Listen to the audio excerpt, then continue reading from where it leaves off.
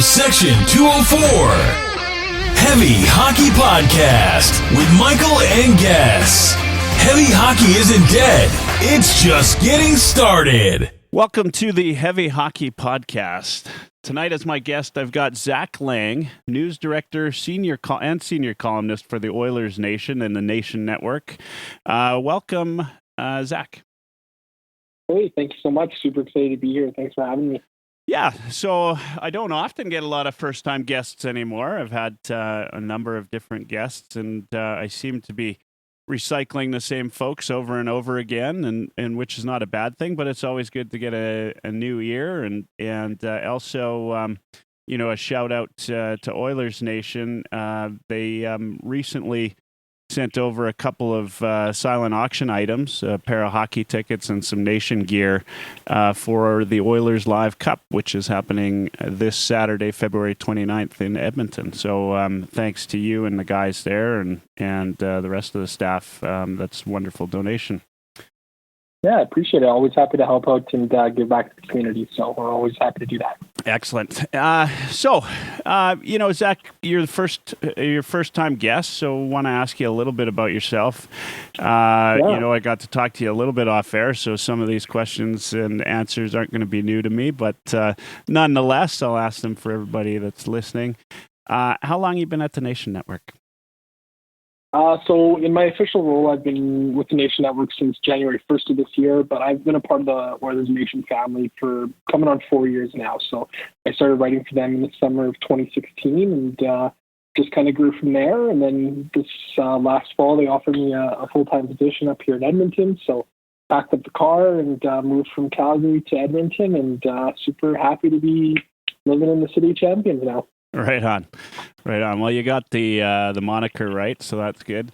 And so you must have been doing something right. Were you always writing about the Oilers? Yeah, so I've been writing about the Oilers for a long time.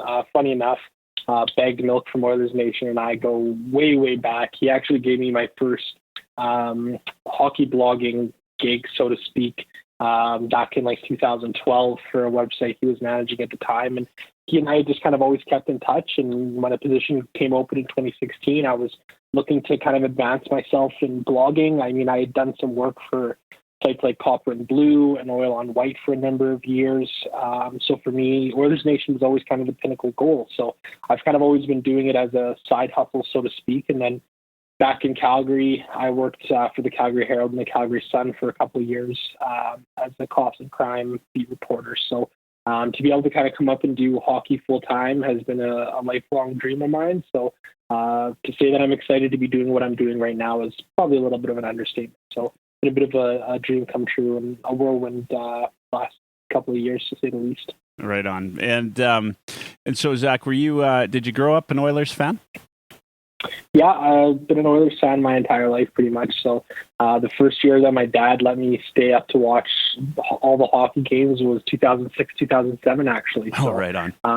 It was a great year to get into hockey, and it's been it was a pretty disappointing 10 years after that, to say the least, as everybody knows. But I've been an Oilers fan my entire life.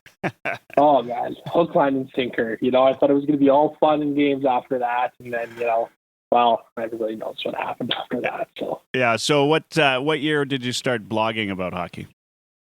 It would have been 2012. So that's when I really kind of ramped up my following of hockey. So I started paying more attention to the ins and outs of hockey, and started to get myself more well versed in hockey more than just as something to kind of watch for fun, right? So, and then from there, I kind of realized, I could have a career where I get paid to watch hockey for the rest of my life, and that's kind of the dream that I've been chasing for a number of years.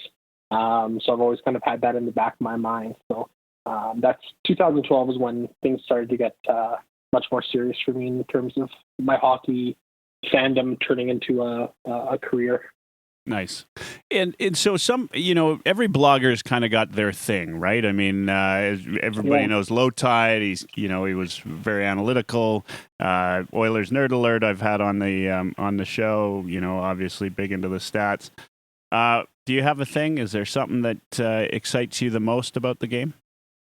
Honestly, like to me, the news sort of stuff excites me quite a bit, which is something that's pretty uncommon for a lot of bloggers, I guess. I've always really enjoyed the newsy aspect of covering the game.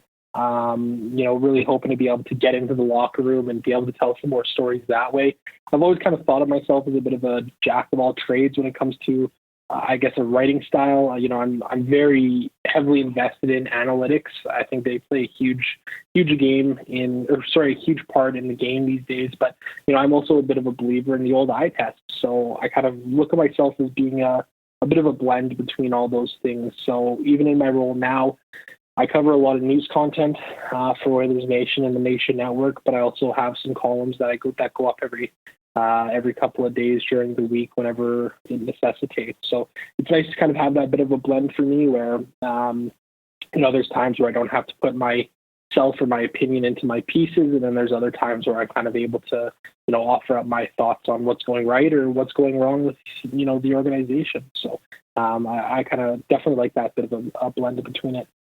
Yeah, that's good. I mean, that's I'm kind of the same way. I like to look at the all around view, and I love a little bit of the news around the game. Mm-hmm. Now that you're on staff at Oilers Nation, and you're doing and the Nation Network, and you're looking after, I assume, from a news perspective, a lot of the other teams that are in the league. Is there anything that surprised you? I mean, you've been there for just about 2 months now, full time. Any big surprises around the league? Oh man, around the league. I mean, there's always big surprises. I'm still trying to get my feet wet in terms of starting to follow some of the other teams heavily. I mean, I've been a lifelong follower of the Oilers and kind of shunned out a lot of other teams and stuff like that. So I guess, for me right now, I'm kind of still in those early stages. Been focusing a little bit more on Toronto recently, our site there. I've been helping out quite a bit there with their news coverage. So trying to get myself a little bit more well-versed in that team right now. But it was a super busy week for me this week covering the trade deadline stuff. So one of our websites is Daily Face Off, and so I was covering trades as they broke there. So it was pretty fun to see all of it kind of come to fruition in that way. Have you been able to make in your time, both in the blogging side and that, have you established a pretty good contact list yourself? Yeah, we're starting to get there, slow and steady. So, these are some of the things that sort of take time to develop, right? So right now, I'm not credentialed with the organization, so I'm not in the room or anything like that at this point. So, as that is something that I'm eyeballing for the future, hope to further build that a little bit more at that point, right? But, at this point, we're kind of working on covering things from afar and starting to build that repertoire that way. Oh, right on. Okay, one last question, and then let's talk some hockey, because that's why we're here. Yeah, for sure. If there was a guy out there or a woman that's currently covering hockey today that you kind of look up to, who would it be? Definitely Bob McKenzie. He's the guy that I've looked up to my entire career.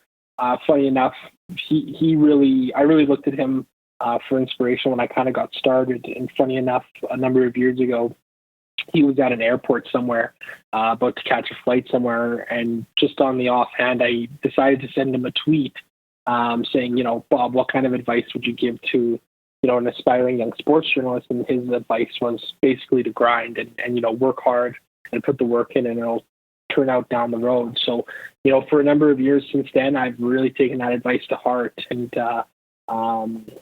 it's led me to some pretty crazy experiences in the world of hockey. I got to cover the MasterCard Memorial Cup when it was in Red Deer in 2016, so I got credentialed for that. So that was a pretty phenomenal experience. And then even last spring, almost a year ago now, I was covering the WHL playoffs for the Calgary Sun. So got to travel to Lethbridge and up to Edmonton with the Calgary Hitmen and cover that. So Bob McKenzie has definitely been the guy that I've tried to model myself after as best I can in terms of being a sports reporter. I think you could do far worse than that, no doubt. Absolutely. Yeah, that's great. Yeah, I like Bob. Obviously, I mean, he's we talk about the contacts in the league. He's he's certainly got a few. And, I think that you realize it, and we're going to talk about trade deadline here next.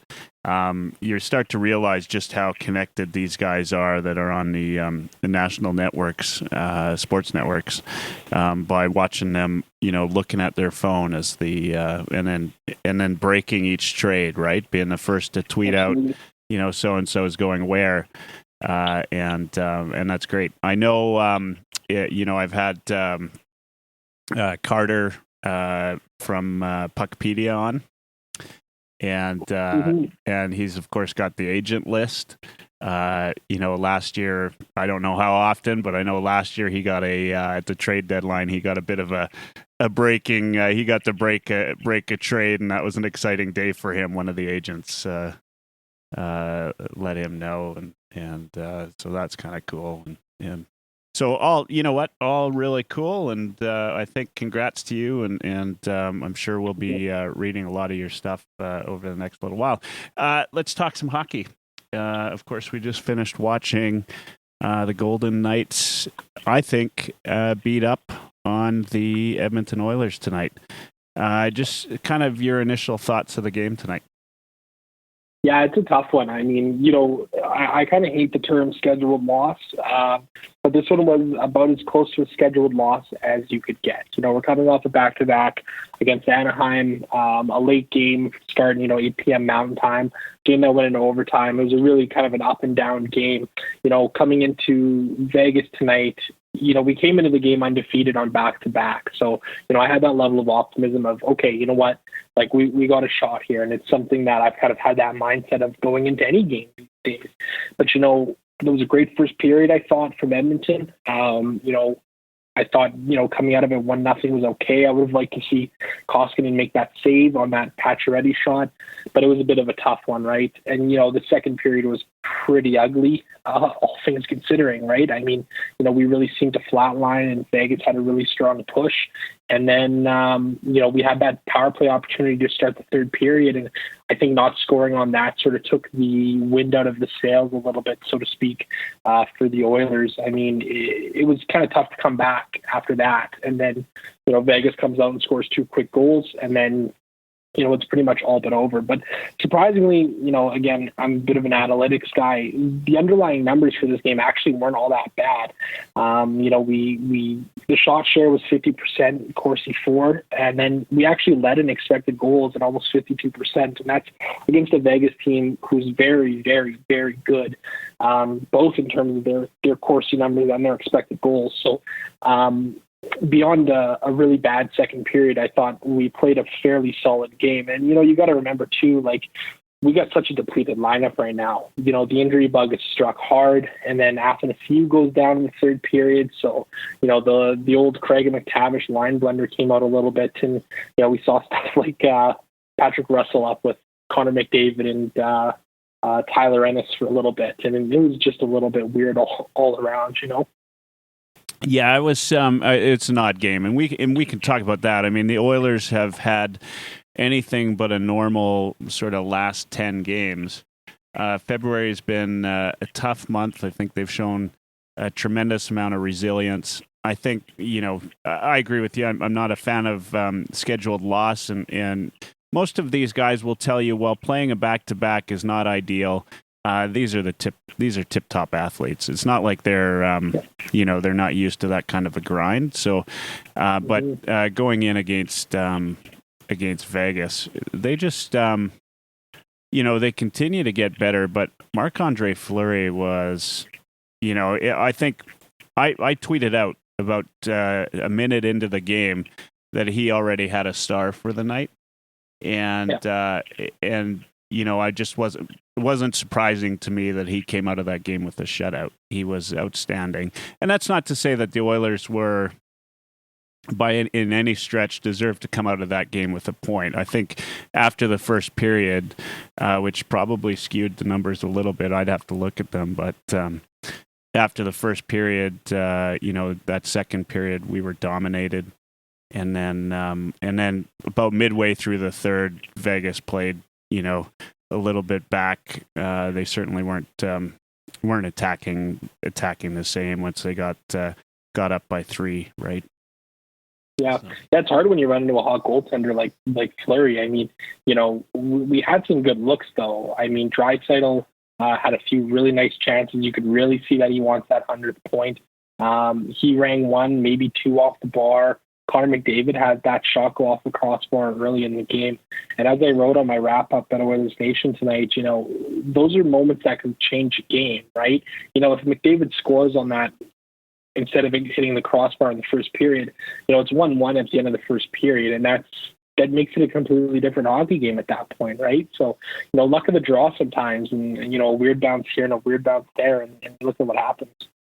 Yeah, 100%. And part of me is a little bit worried on this 100th point for Draisaitl. I mean, he had that one power play where he found on the puck 3 times. You don't see him miss too many like that, and as they say, hockey's a game of inches. I mean, tonight, no exception. The one thing that I can take from this game is that while I didn't think the officiating was stellar, it certainly wasn't as skewed as we've had in previous nights, and so you can't blame the officiating tonight, I don't think. Yeah, no, I mean, there was a few calls that were, a little bit questionable, like the call on Adam Larson. I can't remember where that was, or at what point that was in the game, but, it almost seems like the Oilers have some kind of like super-powered sticks or something like that. Whenever they touch somebody, the players go down a little bit harder than normal or something like that, right? But no, I don't think you can pin this one on the referees. I mean, we had our fair shake on the power play. We went 0-3 on the power play as the top power play unit in the league. So, we score on a third of our power play opportunities, and it just didn't seem to happen tonight. So, a little disappointing to see that didn't click that way. But, then again, we also gave up a penalty kill, or a goal on the penalty kill tonight. And that's another spot where we're really high ranking in the standings too, Yeah, we've been outstanding on the penalty kill for sure. The let's talk about, obviously, AA. Athanasiou went out for the third, didn't come back. It sounds like Tippett says it might not be that serious. I thought Tyler Ennis played a hell of a game, and I thought actually Mike Green. In fact, if I was to talk about the newcomers on the Oilers lineup, I didn't think Athanasiou was anything special today, but I thought Tyler Ennis and Mike Green, outside of the usual suspects, were probably our best players tonight. Your thoughts on those guys? Yeah, I think so too. I'm not going to lie, I've been a little bit surprised to see Mike Green step into the lineup right away. I thought, I'm a huge Matt Benning fan. I think he's great on that third pairing. But Green has surprised me. He's looked pretty solid. His underlying numbers have been really great through 2 games, small sample size, of course. And that goes for Ennis and Athanasiou as well. I mean, we're still in the early stages with these guys on the Oilers. The return has been great so far from the 3 of them. And I think this is sort of one of those situations where, the lines and the team have to gel a little bit. And especially in a time where, you lose a guy like Yamamoto, for example, who's such an anchor on that, who's quickly become such an anchor on that second line with Nugent Hopkins and Draisaitl. Without that, the line blender really comes out, and you got a lot of line combinations of guys who aren't really playing with each other, or haven't really played a lot with each other. And then you throw 3 new guys in the mix, like Tyler Ennis, Mike Green, and Athanasiou, right? And so, I think for these last 2 games to come out of it with points, good, I guess. Would have liked to see 2, maybe 3. But I think the return's been good so far on these guys. Thankfully, it doesn't sound like it's anything too serious for Athanasiou. So hopefully he can make the return to the lineup on Saturday.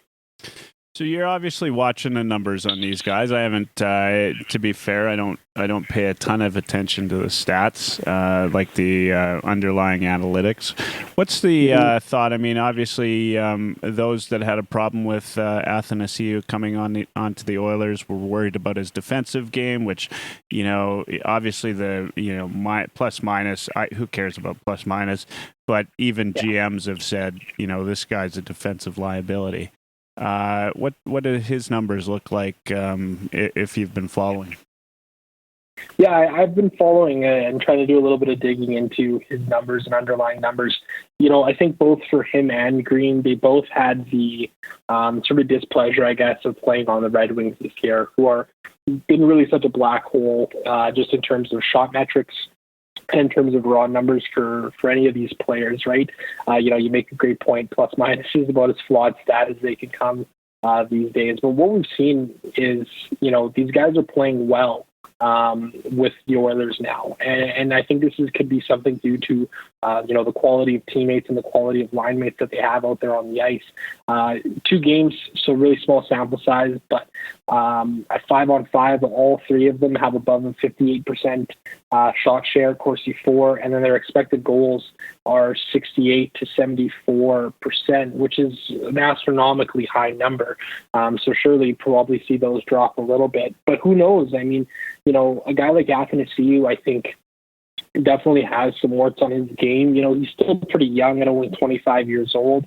So is he maybe a bit of a defensive liability? Yeah, he may be. But then again, Connor McDavid to an extent can be a defensive liability as well, right? So, I think if you maybe get those 2 guys and Tyler Ennis on a line together, Ennis being one of those sort of veteran guys, more of a two-way forward, you might be able to have a really potent line there. And we saw it against Anaheim. I mean, you could see the way these guys broke into the offensive zone. You could see the way that they think the game. I mean, even on Ennis's goal, McDavid to Athanasiou, and Athanasiou threads a pass between the legs of the Ducks defenseman, and Ennis is there to get his stick on it, and it's a goal, right? I think we have to give it a little bit of time to sort of let the numbers play out, but I think the early returns on all 3 of these guys has been very, very positive for the Oilers, especially considering I don't think the cost was too high for any of them. I mean, Tyler Ennis for a 5th-round pick, that's basically a free player right there for the rest of the season. Mike Green, same thing. I mean, a conditional 4th-round draft pick isn't really a whole lot to give up for a defenseman who can step in and play in a bottom pairing role. And then Athanasiou, 2 seconds, and Sam Gagner. I'm a huge Sam Gagner fan, so that one broke my heart to see him go. But nonetheless, 2 second-round picks is a pretty moderate price for a 25-year-old 30-goal scorer who is under team control for at least a couple more seasons. So I think it was some swift work by Ken Holland on Monday. Everybody seems to have a soft spot for Gagner as a player for the Oilers, but night after night he was a Twitter whipping boy. This season, and you know what? I like the guy. I mean, he comes out. I don't think I've never looked at him and thought he never gave full effort. I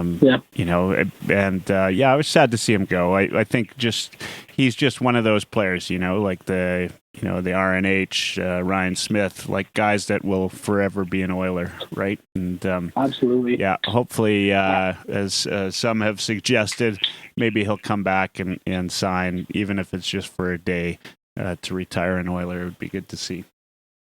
I still think he's a useful bottom 6 player. I mean, he played in 36 games for the Oilers. He was our leader in Corsi 4 and was second in expected goal share, which is really great to see from a bottom 6 sort of role player type who thought the game very, very well. Who evolved his game over time. So it's hard to see Gagner go, but he's a true pro, and there were some comments he talked to Jason Gregor today where he kind of just knew what was kind of coming, and that, it's all about the business side of it, right? Yeah. No, I mean, he's been nothing but class. He's a heck of a guy. So what's going to happen? Cassian's back Saturday against Winnipeg. Yeah. What's your view on line combos? Yamo was skating today, by the way. Yeah. And I don't think that means he's going to be back Saturday. I'd be surprised. Maybe I didn't watch the post game presser, but maybe tipped his hat a little bit on that. I don't know. Did he say anything? Jack Michaels actually had a pretty interesting tweet just after 11 o'clock tonight. He said, quote, "No one said it would be easy. Oilers get Vegas twice more in March, both on home ice, presumably with Klefbom, Cassian, Yamamoto, Neal, and Athanasiou. Tippett didn't think it was that serious back in the lineup. So, it sounds like these guys might be coming back into the lineup sooner rather than later, which really would be great. I mean, we really need these guys here. Obviously, we got Vegas on Saturday night. It's going to be hard to see what's going to happen with the lines. I mean, it's so unpredictable right now. If Athanasiou's out, things are going to get really ugly. Edmonton really needs those four forwards back, Cassian, Yamamoto, Neal, and Athanasiou. It's hard to look at this Oilers lineup without them and say that, you're putting out great quality, because you've got bottom six guys like Josh Archibald, or Patrick Russell, or Gaetan Haas, or Riley Sheahan, who are being forced to step up and play such a much bigger role that they're not necessarily capable of. I mean, it's hard to play big skilled minutes with guys like Connor McDavid or Draisaitl or Nugent Hopkins. And you can kind of see that tonight when the line blender had to kind of come out in the third period a little bit. Things started to get a little bit ugly. So it's really hard to predict what's going to happen until we have a full healthy lineup here for the Oilers to be able to look at. Yeah, what's your viewpoint of the Cassian thing? I mean, does he need to earn his way back onto Connor's line, or you think Tippett's going to throw him up there right away?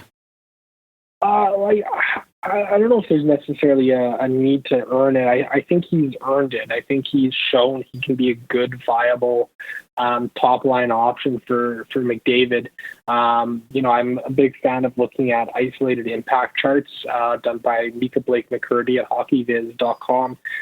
He does a tremendous job in actually isolating the impacts that players have on the ice. And Zach Cassian is a positive on both ends of the ice. And it's something that I think a lot of people get caught up in Zach Cassian and saying, he's just this big guy who hits and scores, and he does dumb stuff like kicking players in the chest or, mauling Matt Tkachuk. But when he's on the ice, he's an impactful player who I think can definitely play with McDavid. Now, that being said, I also think that Ennis might be a better option right now for McDavid, because I think Ennis thinks the offensive side of the game a little bit better than Cassian does. And I also think Ennis might think the game defensively a little bit better than Cassian does, which could play to the benefit of a guy like McDavid. So, I mean, all said and done, when everybody's healthy, I think you might actually look and see Zach Cassian slide in on the third line beside Josh Archibald and Riley Sheahan. I think that would add a good dynamic to that sort of checking line there. Cassian's obviously got the speed. He's got some skill. He can shoot the puck really well. I think it just might be an opportunity to kind of give us, quote, three scoring lines to an extent. And I don't think the third line is going to be big producers or anything like that, but I still think that they can chip in with a bit of offense. Even a guy like Sheahan has put up 30, 40 points in the NHL, which is definitely nothing to shrug off, right? Yeah, I would, and I tweeted out after the deadline there that I'd really love to see Ennis with Archibald and Sheahan on the third line, and that might still happen. I think that would be, I really love Ennis's game. I think, just exactly as you said, he thinks the game with a real offensive flair, and he's a smart player. He's got a lot of effort, and I'm a big fan of the pickup of Sheahan and Archibald this year. They've made all the difference on the power play. I mean, on the penalty kill, and I'm excited about them. I think that as a third line, and you put somebody with, a little bit of speed and skill, I think that, elevates that third line. Now, the problem I would have, and I doubt, I could see Tippett throwing Cassian on the third line to start when he gets back. But the problem that I see is when Cassian gets into trouble, that's when he gets into trouble. Right. Yeah. And the reason is it's a bit more of a bump and grind when you're playing, against, other third liners. Right. And, and if he's playing top line minutes, he's out there, he's thinking more offensively. He's not thinking that grinding game. and I just don't think his, the heart level gets as elevated, or the anger level gets as elevated when he's playing top line minutes. It's just my thought. I've got really nothing to back that up other than recent history, I guess. Yeah, no doubt. I mean, I think you make a good point. I mean, I think it's one of those situations too where whether Cassian's on the first line or whether he's on the third line, I think we're doing okay, right? The problem that I have with Cassian being on the first line is that offensively, he's a real up and down sort of player, right? So, like before the kicking suspension, he went on a real cold streak there with McDavid and really was struggling to put up much offense up there. So what does he bring offensively that would separate him from a Tyler Ennis, right? So those are sort of the situations where I say, okay, well, if Cassian's struggling offensively, we need somebody to be able to put with McDavid who isn't going to be struggling offensively, because we rely on McDavid so heavily for so much of our offensive production. We need to surround him, I think, with offensively minded players, whereas somebody like a Tyler Ennis might be able to slide up really well. Athanasiou, obviously a very heavily offensive-minded player who I think could very easily score 30 goals alongside McDavid in a full season. So, it's sort of one of those situations where now we're finally looking at an Oilers club who actually has some depth up front, where we're actually saying, well, now we have legitimate options for a guy like Connor McDavid to play with when everybody's healthy, right? Maybe even a guy like Yamamoto gets a look at playing alongside McDavid when he's back healthy in the lineup. I think just the fact that we have so many options right now is so important for this club. And I even could see a guy like Ennis sticking around in Edmonton well beyond this year, even though, he's at 30 years old. He's an Edmonton guy, and he's exactly the kind of player I think Edmonton needs in their top nine. Yeah, he's definitely, I mean, we're only a few games in, but, he's showing exactly what we'd like to see from that kind of a pickup. Mm-hmm. I think just judging by your comments, and we never really touched on it, but I think Holland did as well as could be expected with what he had. In fact, he did better than I expected he'd do at the deadline, and picked up what's turned out to be so far three fairly useful players. Well, it's so weird when you, for so long as an Oiler observer, see regimes like the Chiarelli era where, it was constant depreciation of the value of the assets that he had. And then there was the Steve Tambellini era where he really struggled to improve the Oilers roster in any way, shape, or form. And then the brief Craig McTavish era where we're trading away guys like Jeff Petrie and Sam Gagner when they're still young and developing players, right? So, I mean, even coming into the deadline this year, I really didn't have any expectations. I was hoping that he would go out and get an Athanasiou and a Tyler Ennis. Those were guys that I had at the top of my sort of wish list. And he went out and he struck gold and making smart trades for both of those guys. So, to be a buyer instead of a seller for so many years is definitely a nice change of pace. Yeah. It's, as we talked about, I mean, being a fan since the 2006 and then going through this really sort of massive drought. I mean, what we've been buyers maybe twice in that time frame.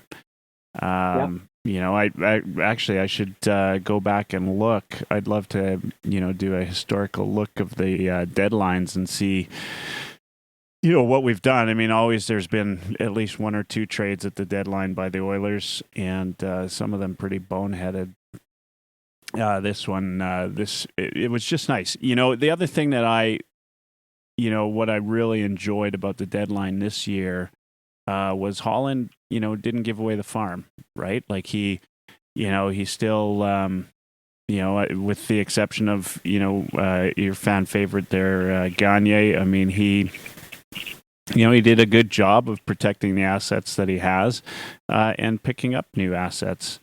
I just really really enjoyed, and he's shown this sort of shrewdness since he's taken over the post of just being able to get a good deal. And I wouldn't say that, I'm not going to say that he won the trades. They were a win-win, right? And I don't know what you think about Brian Burke. I think as far as a GM goes, I actually like Brian Burke. But he's got this thing where, he says, look, I always tried to make a trade a win-win, right? Like, when you do that, a couple things happen, right? If you don't rake somebody over the coals, the next time you need to make a trade with that GM, right? They remember that, right? Like, Brian Burke and Kevin Lowe, right? Like, you'd never get a good barn fight. Yeah, you'd never get a good trade there, right? Somebody's always going to be trying to screw over the other guy, right? And so, a guy like Holland comes in, he's, I think, people around the league respect him. He's not pissed off too many people. I'm sure he's pissed off a few, but, he just makes good trades, and I got to respect that so far. I mean, it's still, it's a year in, but he didn't have much to work with, and we're putting together, a run at least at playoffs this year, which is a nice change. Yeah, it's a tough spot to be in when you don't have a whole ton of assets to move around. I mean, I think there's definitely a couple of different ways that he could have gone, where he could have,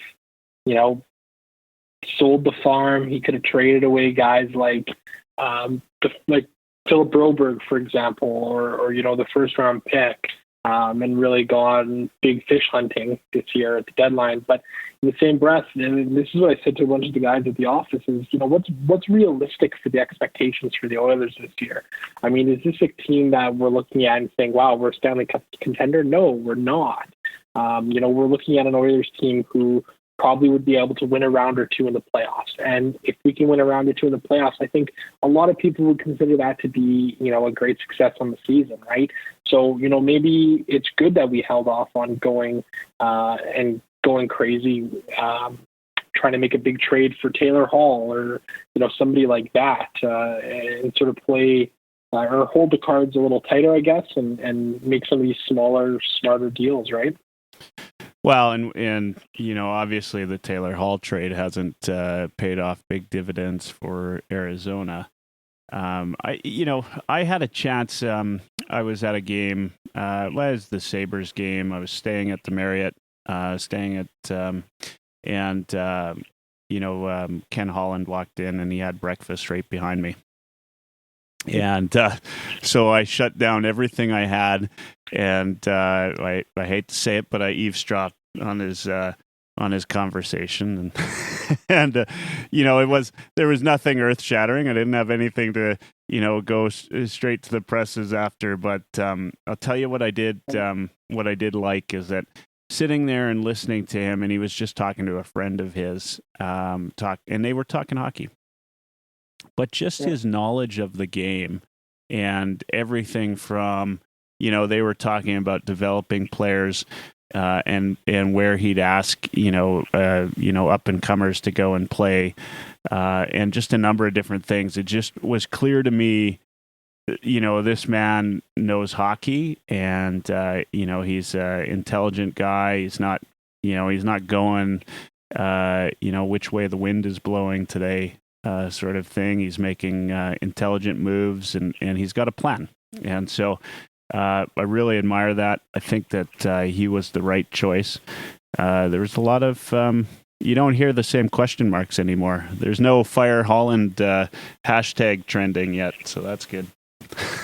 Yeah, no doubt. I mean, and he brings that veteran sort of presence too, in terms of somebody who's been around the game for so long. I mean, you look like even like the Mike Green trade, for example. Mike Green was a guy who had a no-move clause, and he had to waive that no-move clause to come to Edmonton, right? I mean, I know it's Mike Green. He's a third-pairing defenseman. He's no superstar in the NHL these days by any means, but just the fact that we have somebody willing and wanting to come to Edmonton, I think is again, another really nice breath of fresh air that you kind of get when you bring in a guy like Ken Holland to your organization. Absolutely, 100%. So we'll kind of end tonight. I'm curious what your thoughts are on the remaining games for the Oilers. It's not going to be easy, right? Obviously, tonight kind of hurts going into tonight, but we've got kind of a. I think we've got one. I'm just looking at the schedule right now. 4, 5. We've got 10 home games and 6 away games in March. What's your thought? I mean, what do we need to do the final stretch? What do you think the points are going to be to make the playoffs this year? I mean, it's hard to say, right? It's hard to say. You got 18 games left on the season, so going 500 gets you to just above the 90-point mark, which is relatively close to what I think you're going to need. At this point, one of the nice things too is that we've got the tiebreaker in hand with 28 regulation wins over, a club like Calgary or Nashville or even Vancouver for that fact. At this point, I mean, you got to go into every game trying to get 2 points at this point in the year. I listened to the post game, and Ethan Bear said it best. Pretty much every game is a playoff game at this point, right? This is when teams are made, right? So it's going to be an interesting stretch. I think the split is fairly nice for us. We go on the road quite a bit between now and sort of the end of March, but basically between March 20th and the end of the season, we play 6 of 7 games at home. And 3 of those games are going to be against non-playoff teams in Anaheim and San Jose. So I still think we got a good shot at making the playoffs here this season. But, it's definitely not going to be easy. But getting the Cavalry back in terms of a healthy roster as we go into March might be just enough to help push us over the edge. Yeah, 100%. The only thing I'm watching the game on Sportsnet tonight, and Elliot gets on there, and I like Elliot. I'm a fan, but he's talking one game, right? And of course, Vegas has gone on a nice stretch here. I think they're 7 in a row, but Edmonton had. An unbelievable stretch that they just came off of before all the injuries. And Elliot gets on there and he says, finally, Vegas is taking it away, right? But, Edmonton's got a game in hand and they're 4 points back. So, if they, what's that in baseball terms? It's a game and a half or, one game back they'd be, right? Yeah. So, to me, that's not taking anything away. Do you think tonight kind of solidifies that, or is Elliot talking too soon? No, I think it's going to be tough, right? For Vegas, their next 4 games are against Buffalo, Los Angeles, New Jersey, and Winnipeg. So those are all teams that are on the outside looking in right now. And they very well could win these next 4 games in a row. And then we could say, okay, yeah, they're running away with it, right? But I think Vegas has got a really, really good team there. And, they made a really great decision, I think, in bringing in a guy like Robin Lehner, who can help push Marc-Andre Fleury a little bit, right? I mean, you saw it tonight, Fleury was unstoppable out there. And Friedman had made a point, too, about how Fleury had lost his job to Matt Murray in Pittsburgh and had to watch Matt Murray win a couple of Stanley Cups, right? So, I think Vegas is definitely the team to beat. And you know what? Honestly, if we end up second, if we end up third in the Pacific Division, I don't necessarily think that that's a bad thing either. So I think it's going to be tough to catch up to Vegas. I really do. They're a really good club. So I think it really starts to come down to the battle for, second and third place in the division. And then, we're still 4 points up on the second wildcard spot. So that's great right now. But, that Nashville team in that second wildcard spot right now, they got 20 games left, whereas Edmonton only has 18, right? So who knows? It's hard to say or hard to try and predict what's going to happen tonight or through the rest of the regular season here. Yeah, the whole